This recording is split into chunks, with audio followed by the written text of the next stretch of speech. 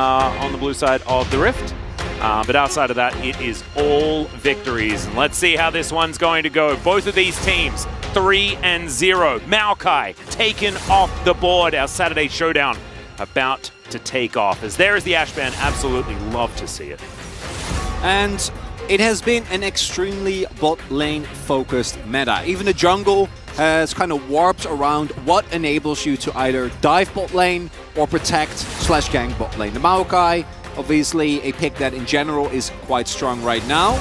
There we go. They passed the test. There we go. And this does mean, unfortunately, that we might be looking at Lucianami versus... And now I'm wondering, is D+ going to take the Lucian away? Because there is... Oh, do it! There is Deft was the one that started this, the Lucian Yuumi lane.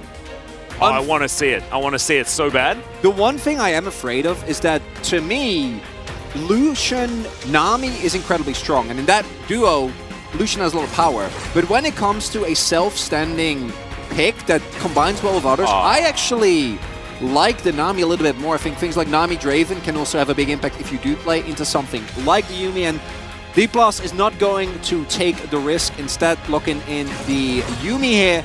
And so far, no surprises. Lucian pickup now certainly here on the third rotation. Just going to stick with a drop we've seen a million times. Now the only choice for D+ is, do we get Zeri or do we get Sivir? I'd prefer Sivir personally, but I've always been a little bit of a Zeri anti. I hate to say it. I just feel like Sivir offers a little bit more, but it will be Deft picking up the Zeri this time around. Definitely the more popular choice alongside the Yuumi. Can be a difficult lane. We'll see how D+ Kia are going to be able to play it out. Renekton already banned away. Looking for a bit of a battle towards that top side, see what's going to happen. A Kassadin ban against Showmaker. I don't think anyone should be too surprised if you've been watching Showmaker play for the last couple of years. Definitely a champion that he loves to pick, even when you're not supposed to, and then often wins even after that. So very, very strange, but not a risk T1's willing to take. Zeus still on the table here. If D+ Kia don't ban it away here, I would not be surprised if they end up prioritizing it themselves. Top lane, even though there are a ton of strong champions still available, K'Sante, Fiora, as K'Sante does get taken away, isn't generally that relevant in the large scale of things. This is a big risk if they do actually end up going for this. We know how good Zeus' cannon is, but what this does do is it enables Showmaker to go for a kind of off-the-wall counter pick, which we do know D+ really likes to use, but Irelia is another example. And with the amount of AD that's already available, I wouldn't even mind if T1 does end up going for, as mentioned, something like the cannon here. Can also take a much more conservative approach and go for something like the Camille that we saw used very successfully yesterday. Yep, I could imagine that Showmaker is eyeing off a Sylas. Likely that he'll be able to play that. Akshan probably not going to happen. But we'll see. Zeus could, of course, take a lot of different things into this matchup. We saw Keen tear them apart, and here it is. The Zeus special, the Yone towards that top side, and Kanna took this risk. He took it on purpose, and we'll see how he's going to match up against a very difficult matchup against a player who is extraordinarily good at this champion. Oh, Talia, not sure I'm a huge fan personally, but is going to be a way of trying to neutralize this matchup. Not a lot of permafrost value to be taken here from Canyon, but still will be Sejuani, who is just strong in her own right. And I guess Meganar exists. So, overall, the Talia as a pick into the T1 composition is actually amazing, because Unraveled Earth makes it very, very tough for any champion that isn't Keria, that isn't the Nami, to go in and go for big playmaking potential. But D+ also has a Sejuani with two ranged champions. Obviously, there's Meganar timings, but if Meganar's up, I don't think generally Zeus will be within reach, and there is a definite way for T1 to play around that. And while the team fighting power of the composition is strong, I do think that they are going to run into some issues in actually getting to the point where they can look for these 5v5s, especially with how well balanced the T1 team comes. You can play 1-4, but Yone also definitely can team fight. You have a very strong one-item spike on the Lucianami that we've seen countless times used to apply pressure to the rest of the map, try and snowball. And I'm worried that the D+ composition might need a little bit more time to get this Zeri, get this Talia online that T1 is not going to give them. Nope, I agree. Absolutely adorable little picture of the D+ players there towards that bottom side. So extraordinarily cute. But yeah, I think the power curve is a little bit off here on the D+ Keria side, exactly like you were talking about. The way that T1 will be able to play the game at almost every moment, there'll be something to play around. There'll be a point of power to utilize, whereas D+ Keria definitely looking towards that later stage of the game to really get things going. A bit of a rely on the Zeri Yuumi from Deft and Kellen, which has been a win condition that they've been able to employ in the past, but I just don't know how it's going to go if they have to put out fires for the rest of the game. Let's hop onto the Rift here. Game 1 of the Saturday Showdown.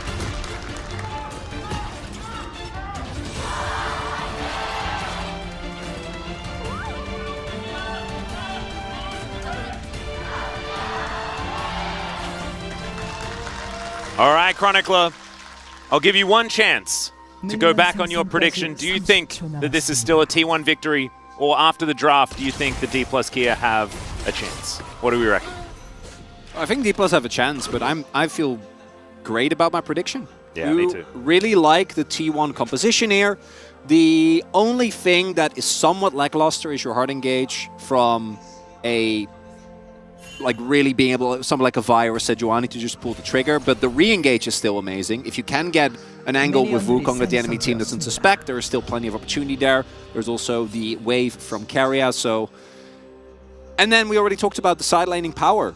Zeus going to be very happy, matching up into this Gnar, and the call from D+ Keria to go for the Gnar blind there is something that I don't even think in terms of raw power or laning, it's going to be really a problem. The Gnar in that regard should still be fine, but as soon as 6 is hit, Zeus is going to have windows when Mega Gnar is down. And yeah. Canyon really doesn't want to give too much attention towards his top side of the map because he's playing with a into a Lucian Nami with a Zeri Yuumi bot side. So already started Raptors on his way down. And I expect that is a trend that we're going to see continue here. And then a lot of the pressure falls on Showmaker. If he can find Prio against Faker in mids and threaten roams to sides, then D+ Keria do think I get a little bit more space and maybe they can get to some of those spikes. But Faker has gone really lane-oriented, gone for the Comet here, so really looking to put an early stamp on this game. Yeah, he was also the one to bring out the Luden's Echo on the Azir as well. As much burst damage, as much power as possible. None of these crown builds that have been making a few of us unhappy here in the LCK. We have enjoyed some of the Leandries, but definitely Luden's Echo feeling like a lot of added power here, and we'll see whether Faker goes back to it. 71.9% win rate, not too bad here for one of his most played champions. Unsurprisingly, is look at that. That's a even not as close to as many games, but we'll take it. D+ also a team that obviously, although we haven't seen it and probably won't see it for the foreseeable future, loves to flex this Taliyah pick. But what I love is, hold up, Showmaker might be in trouble here. Could certainly be. Canyon nowhere near. He knows. Towards his red buff, as you can see, going to be pathing away. Red buff will be taken by Canyon. Relatively low, though, as you can see. A healthy Wukong moving towards this top side. Unseen. No vision available. Canyon will probably get word on what's going on, but actually not able to do so. There's the hop and the flash utilized as Canna's wondering where the heck he's supposed to go. The Unbound Soul is going to bring Zeus back, and Canna blows the flash. Oner doesn't even have to do anything and claims the Summoner spell. And that is so big, because even with Canyon covering, if Kana doesn't flash there, there's a big risk that he just gets taken down after the knockup from Zeus hits. Zeus literally doesn't invest anything, right? Still has a Summoners available. And now post 6, until he has flash up, Kana needs to play very, very defensive, which is going to lead to some problems if D+ wants to go for some early contests around objectives. What I didn't really like, didn't really get the chance to talk about, is that you see that Deft and Kellen are very cognizant of the fact that Zeri Yuumi is actually, at least on some level, or some parts of this lane, quite strong. They were actually able to get an earlier level 2 to really contest on level 1 and get a decent amount of poke down as Canyon. Yeah, Gumayusi gonna have to dash. We'll see whether the flash has to be used. He does. Bubble's gonna connect though, as that's a lot of damage onto Canyon. They need the heal to keep the Sejuani alive. Maybe some zoomies as he makes his way out. But still, they get the flash, but it's not exactly clean. Overall, a trade that is even in terms of summoners, with Kalin using both his Ignite and heal, and then Gumayusi using the Flash, Keria using the heal. Would say there's a small advantage. Gumayusi not having the Flash does mean that there might be some playmaking potential later on for the D+Kia bot lane when they do hit 6.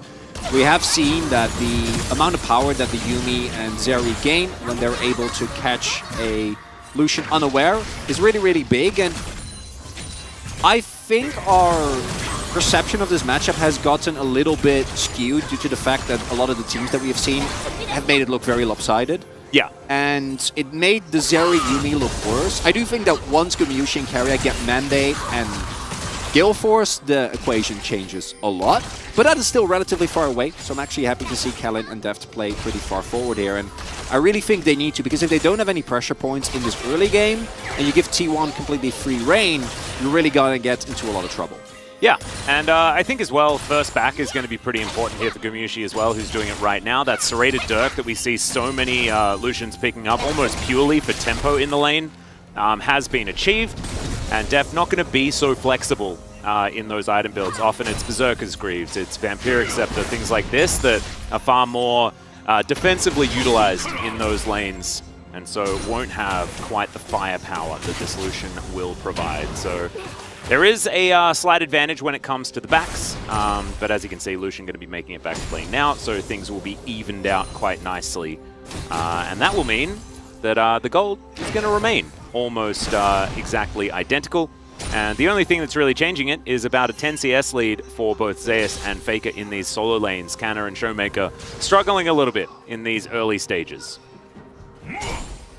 Not too surprising, and thus far, Canyon has still been completely fine, and we're going to look at these first objectives now that 6 spikes are being hit across the boards. As Kana. Yeah, that's a nah and a wallop. Zeus taking a lot of damage here as he's going to have to ult to try and get out. Permafrost does a fair bit of work. Mini-Nah comes back in though as the Unbound Soul not going to be camped here by D+Kia. Zeus holds on to his flash. T1. Oner was also in the general vicinity, so D+ definitely respect that. Getting the ultimate out though is big. That might mean that they can be looking a little bit more aggressive for a possible play, even though kind of using that doesn't really matter. Yeah. Showmaker actually going to flash late here. Not going to flash before the Emperor's Divide comes in, but still going to have to use it. And will now have to ghost back to lane. I believe he did do that the first time that he backed.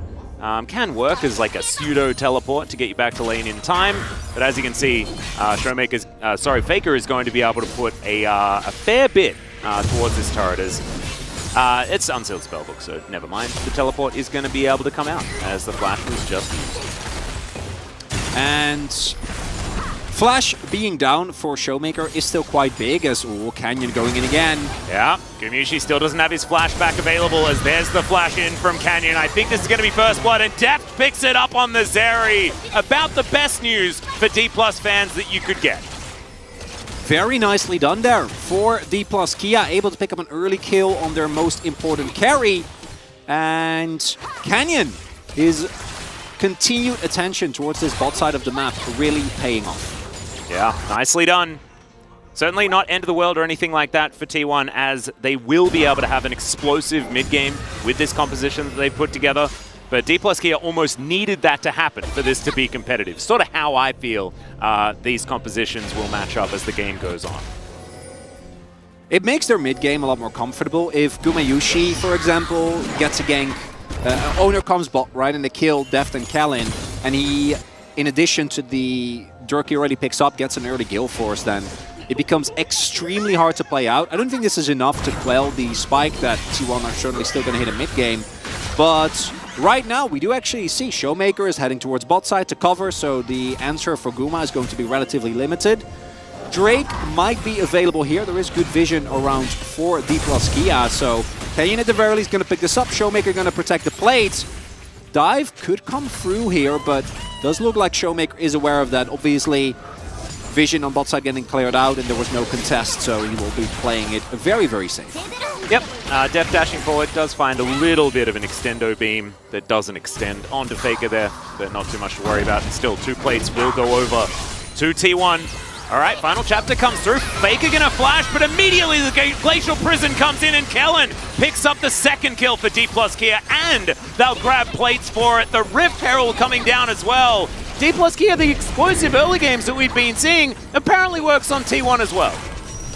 What I'm loving here from D+ is how incredibly cohesive and coordinated all these plays are. Particularly with Canyon on his bot side. They are not wasting a second there, right? The moment that the ultimate comes through, you see Faker go, oh, okay, I could be fine here. Goes for the flash. And then as soon as Deft flashes, Canyon basically immediately is ready there with the ultimate. Canyon, to me, really showcasing how much power the Sejuani can have. Also not giving the opportunity to Keria here to try and counter him, right? Immediately flashes on. And then here, Faker is going to feel safe. He is in Azir. He does have a lot of control on the bottom half of the map. But Deft still has his flash. Look at that CC chain. Yeah, just beautifully done. Absolutely. Still, gonna need to see more of it from D+Keria as T1's composition will just remain good as this game continues. One thing I do love as well, which I guess we didn't see quite as much, is Showmaker being moved towards that bottom side, because you can just surf the wall and remain so safe as this Taliyah with the extra movement speed, Unsealed Spellbook, and Ghost being able to be employed to make sure that he's even more fine. It's another thing that you did illustrate before, but the coordination goes that far as well to put the right champion in the right lane in order to get things working. See whether D+Keria can continue to make the big brain plays, or whether T1 can find their avenue into this game. They have managed to take the first Drake. Hextech, just a lone Hextech Drake going to be coming through next, and we'll see what the soul is going to be after that. Could be Chemtech, could be Ocean, but also could be Mountain or Infernal this game, which would be pretty exciting. Alright, that's an ultimate. Speaking of which, Depp's going to use one towards his bottom side. There's Gumayusi in a lot of trouble with the culling. Fires entirely onto Kellen. Canyon now making his way over. They get the vision as Showmaker's going to come down as well. Oner over here trying to protect his bottom lane, but it's definitely a very defensive posture from T1. Deft can skate over any of these walls, but of course, T1 will be able to hold on to this one. Oh man, it's feeling so incredibly intense right now. Yeah, if Oner isn't there, that bot lane is probably in dire straits, might get taken down. Canyon currently on double vision, and the bot side vision for T1 is pretty decent. All right. Oh boy. Yeah, trying to get this fight working, as in the meantime, a fight towards that bottom side as well. Glacial Prison comes in, and Canyon is thinking about just solo killing Oner. Showmaker comes around, and so it is going to be the Taliyah that grabs that one, as now Faker's getting turned on. Another Permafrost, is it going to come in? The answer's no. Seismic Shove misses, and Faker lives. And that is the only good thing that is happening in that play for T1. And usually the Wukong we've seen can definitely punish Sejuani, but because Canyon has been impeccable thus far, has been the instigator of many a play, so he's forcing Oner off of his normal clearing path. As a result, Canyon is getting assists, is getting more and more leads, was a level up in that play as well. And taking a 2v2 against Canyon and Showmaker, you better gotta be ready, because they've been doing this for quite a while. And the T1 composition still has an incredible amount of power in 5v5s. This game is by no means over, but that doesn't take away from how impressive this early to mid game has been from D+Keria.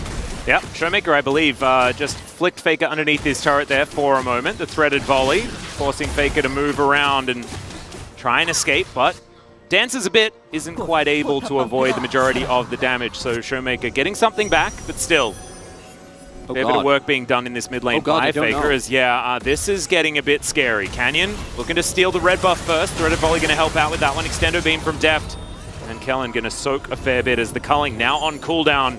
And T1's bottom lane needs to vacate this area. Oh, they know. Yeah, 10 aware. seconds on these plates. We'll see whether another one can come in, but not looking likely as the wave gets tidied up. Yeah, good work from Guma and Keria to already preemptively thin out the wave. Canyon is on vision here, but even if Canyon doesn't get this dived on, I want to highlight both how well Canyon is playing, but also note that Kana is actually respecting, which we've seen this player struggle with this so much, as here, as mentioned. Normally, you're going to feel very comfortable taking this 1v1. Wukong has an incredible amount of armor shred. With his ultimate, generally, he's able to take down the Sejuani, but Canyon is already very far ahead, has always cooldowns available, and Faker almost ends up dying here as well, right? Showmaker just quicker on response thanks to his ultimate, and overall, really good look from D+, and for T1, with the game state as it is now, you are gonna have to look for windows around teamfights, right? Your 5v5 is still very strong. Mandate and Guild Force are done. So if you're T1, I think this is one of those moments where ideally you'd love to look for maybe a fight, but D+ Keria are not giving them time. They're already on the dragon here. Yep, and they're going to be able to take it as well. Oh, Shilbo done. Nowhere near. Yeah, Shilbo done for Zeus, but not going to quite be able to head over here and get this one done. Oner will be able to move in though, and Faker's already in the pit, so never mind. Canyon throws the ult, but isn't going to quite get there. Still, the smite is good. D+ Keria will walk away with the Drake, and it only costs them an R button from the Sejuani. And there you see again the power of Unraveled Earth. Showmaker throws that down in the mountain of the pit, and T1 can't really move, right? They can't really get past that. Both Wukong and Azir just have to kind of sit and wait as D+ Keria go on the retreat. Yeah, this is dangerous. Canyon doesn't have ult, remember, but that's a great Aqua Prison to land onto Deft. Winter's Wrath just to clear out these minions. They do manage to successfully do so. Oner getting to work on Shirley. But as you can see, it's all kind of okay for D+ Keria. They'll take this outer turret on the bottom side of the map. That's going to be first brick going over their way. Second Herald not necessarily as valuable as that first one. D+ Keria holding on to control of this game so far. Doing so from very early on. Also note, D+ Keria very cognizant of how strong their opponents are right now. Not going to fight for the Herald that they don't need to. We'll give that over for free over to T1. Pick themselves up the Drake and then immediately disengage. Very aware that if T1 can get a good fight there, I really think they can easily retake control and retake some momentum in this game. Right? All of a sudden, if Gumayusi gets a kill or two, accelerates his rapid fire cannon, thanks to the Guild Force Mandate combination, they can get a lot more going. Zeus was clearly looking and ready to teleport in as well. So for D+ Keria right now, they don't really need to take those risks. They can keep the pace that they've been on thus far. The Under is now done for Showmaker as well. Yeah, no, it feels to me like D+ Keria are pretty much on cruise control. As the rest of this game goes on, it's not as much the onus on them to get things done, because Zerayumi is a pretty reliable win condition towards the late stages of this game, especially with frontline like the Gnar and the Sejuani available, plus battlefield control of that Taliyah, like you were talking about. It is mainly just get behind Deft at that stage. They still need to get there, though. They're not out of the woods entirely. Now, with one Drake apiece, we're not getting too close to Elder Drakes or anything like that just yet, as Weaver's Wall going to come through here, get Showmaker back towards this mid lane. Posturing for position once again. Seismic shove to bring the Herald further. There's the Tidal Wave, only connects onto Showmaker, but they're using it to zone, they're using it to create space, as the Glacial Prison does basically the same thing. Bit of an unfortunate one there from Canyon that time around. That's okay, tower stays alive, but it's on its last legs. I do want to highlight that even though I love D+'s position if they get later into the game, it's still important to note that T1, if anyone on D+ missed positions, can still blow them up in seconds, as he'll get used by Kalin. Yeah, and Gumayusi also struggling with, I believe, some Unraveled Earth there. But he'll be alright. Cleanse and Flash still both available. Gale Force up as well. He is deadly on this Lucian right now, as Deft takes so much damage from that Conquering Sands. Once again, it is the Ludens to be picked up by Faker's Azir. He gets flicked back, though, a lot of damage. He'll have to shift some sands to get out of there. Thankfully, the Earth hadn't quite unraveled under his feet. He can use it defensively. Another issue that I don't think D+ have a very clear answer to as well. Alright, Boomerang's going to come forward, and Zeus has to use a very defensive ultimate. Seeing that in this matchup from this player, it's not something I was expecting this series, but makes it out of there and had word that Canyon was coming down. Intelligent play once again here from the top laner of T1. That's the big thing. Once Zeus hits his Infinity Edge spike, that matchup switches, and Kana is not going to be able to play nearly as aggressively. Again, unless he has Canyon in his back pocket, like he did right there. Yeah. For T1, I also wouldn't mind some heal reduction. We are looking at a Yuumi, which by itself can already warrant it, but also Canyon going for the Radiant Virtue build. So a lot of extra resistances, but also the heal that he provides the moment the Glacial Prison comes down for the rest of his team. Yeah. And looking at the overall game state right now, we have about a 3k advantage for D+, and could be looking towards setting themselves up for this Ocean Soul. Not the best soul necessarily, but can still provide a lot of utility in these longer drawn-out fights that we're seeing here. Both teams are very comfortable playing to the limit as Guma. All right, slightly out of position here, but not going to get permafrosted just yet. Final chapter does come in as the flick lands onto Oner's clone, I believe. And so isn't going to be too much of a result there. Still, Gumayusi having to be a little bit careful. Didn't have to use any summoner spells. So just fine. Testing the waters here on both sides. No ultimate available. T1 might look to fight here. They still have a really strong 5v5. If they can find a choke point where D+ is clumped up, can get a wombo combo going. This Naba from Canna is in absolutely perfect position right now as Oner's moving over just to Shadow Canyon. The vision as well. Looking Yeah. forward to T1. Great vision, but still, Canna just holding this Naba in the position that he wants to. He can auto the Drake to get that into whichever order he wants, standing in the back of the pit just to spot whether Zeus is going to be lying in wait here. There's now T1 possibly going for that team fight. Cyclone's going to come through as Canna finds no one with the Gnar. Sejuani does lock down the Dragon, and Deft is now trying to get this team fight to work out. He dodges the ult from Zeus, but nobody else can get out of the way as Zeus is trying to fight it out. The Unbound Soul's going to draw him back, and D+ Kia lose 2, secure the Drake. Rare moment of hesitation and a mistake there from D+ Kia. Kana as a sacrificial lamb for this Drake is fine. That's the Baron, is it? Well, they are definitely going to try and start it up. I do think with Deft and Callan available, maybe we're going to see a possible attempt, but maybe it's just going to be Canyon. Vision is there. And T1's team fighting comes through for them again.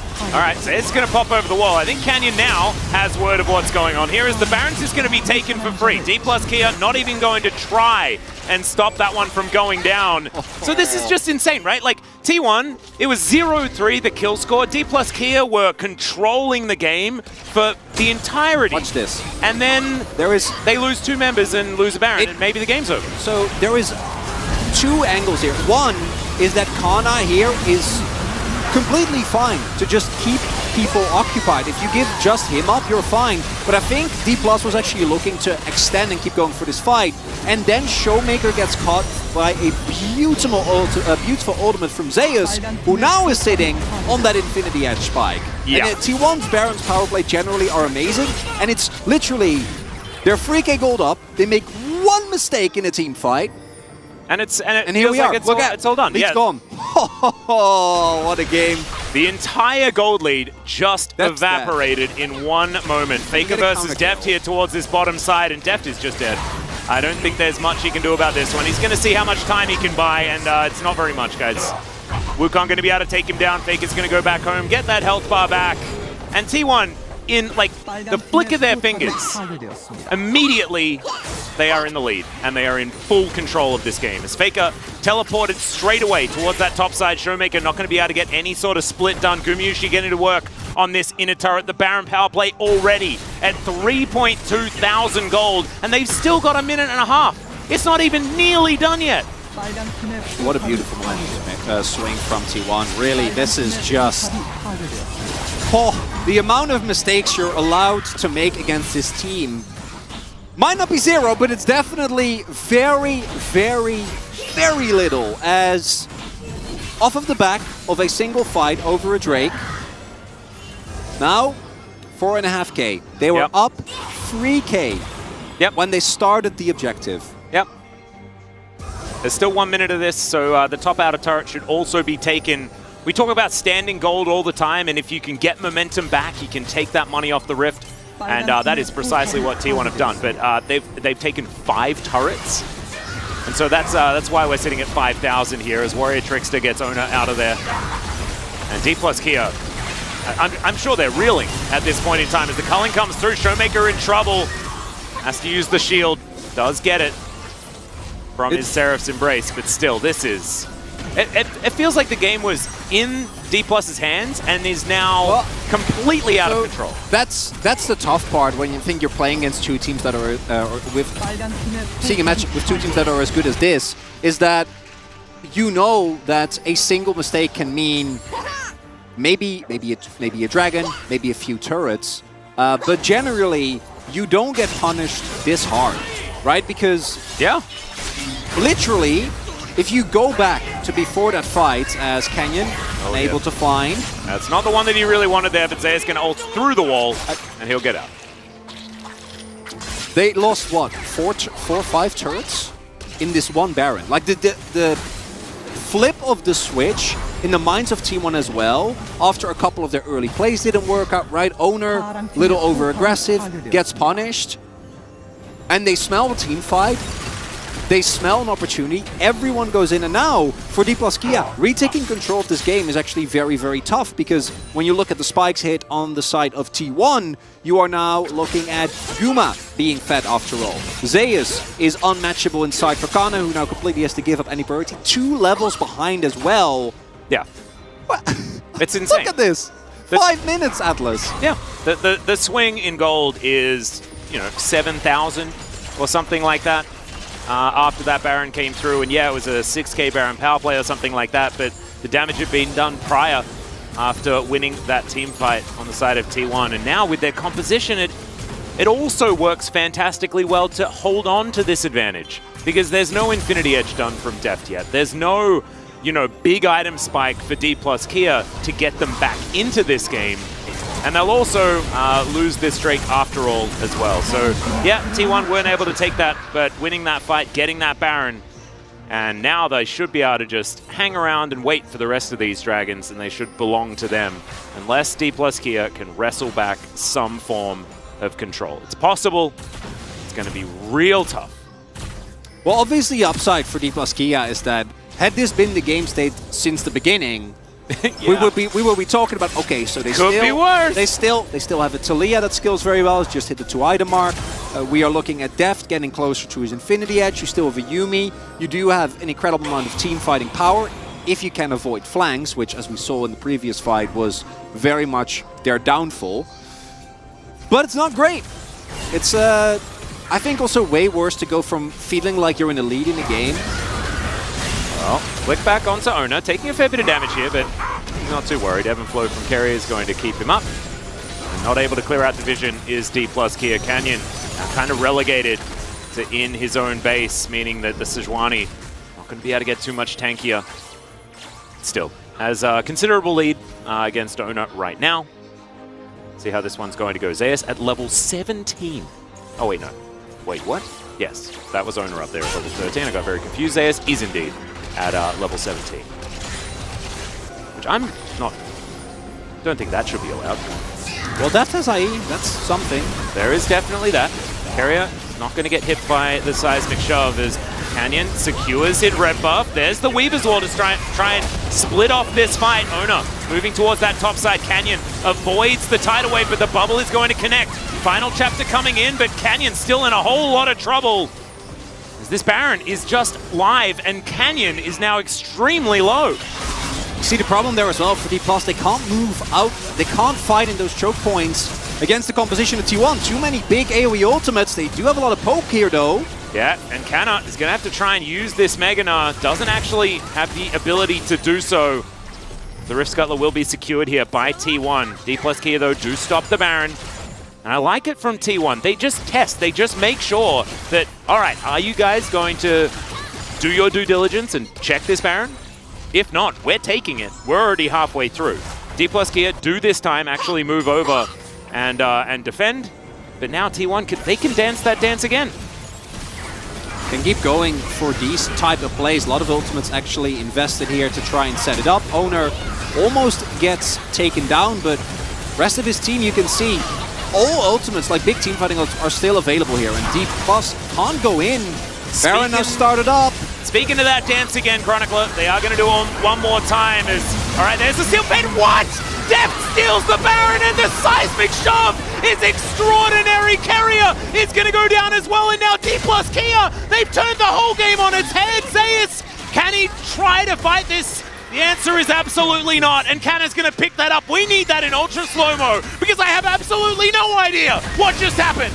That might be game! What is going... Chronicler, I know this is a Saturday showdown. I know that we knew this was going to be hype.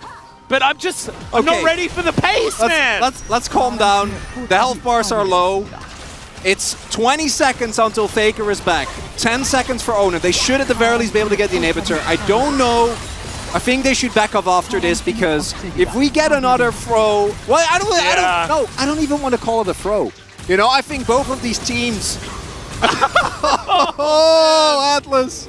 And how the pendulum swings, Chronicler, as we have 2 minutes on the D+ Kia Baron buff. If you don't like T1, or at their worst, you don't deserve them at their best. This might be, unfortunately, because what they try to do here is a call where Zeus zones Canyon, but he's unable to. Yes. Flash to coordinate Smite with Extendo Beam. Yes. And Deft at this point incredibly strong. And then, as T1, you're stuck in a Baron pit, and we talked a lot about the power of T1. Neither of these teams really can be in choke points. That's basically what it boils down to. As you might call this a Deft steal. I call that a Canyon Gigabrain secure. That's what I'm calling that. No, this is 100%. We saw this.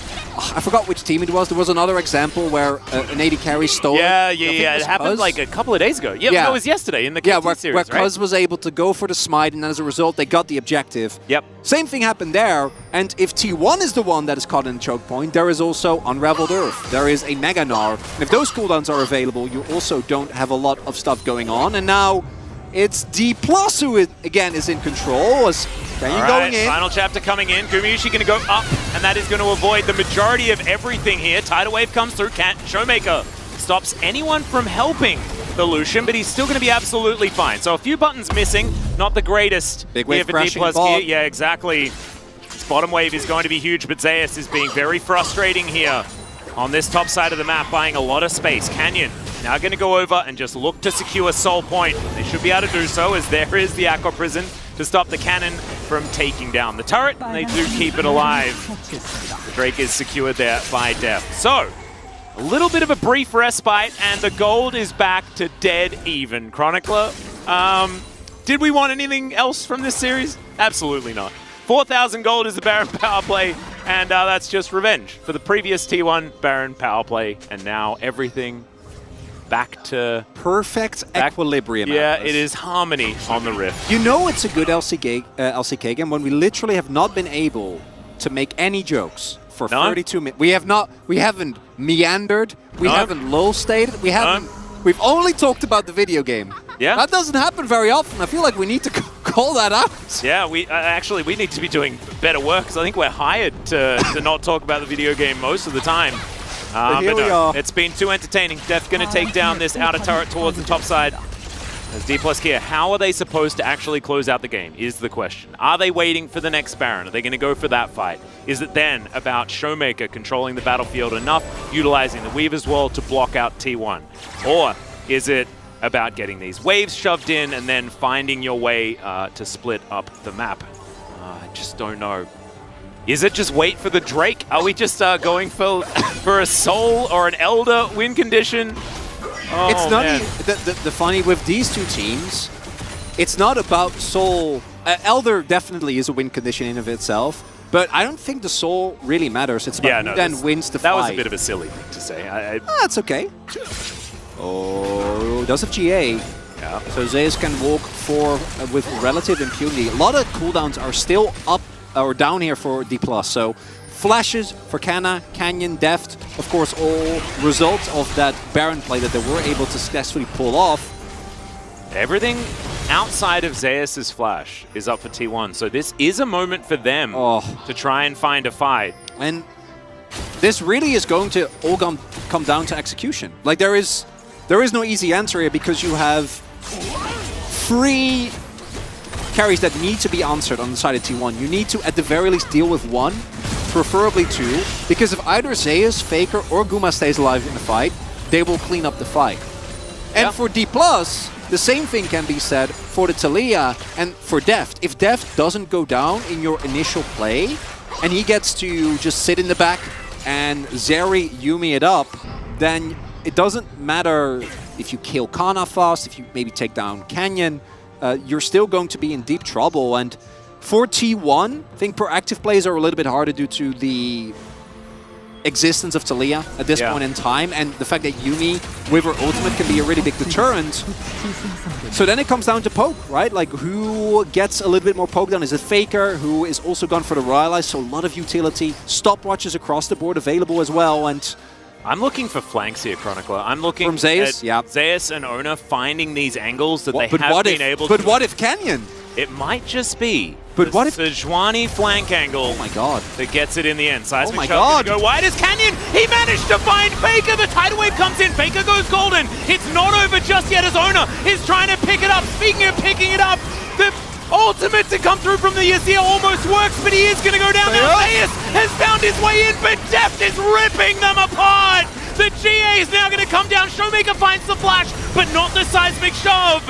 And it's a double kill for the world champion AD carry. And D plus Kia here in game number 1 may have just done it, Chronicler. This is why I love the LCK. We get another one of these. We might get another 2 of these. Please give me 2 more.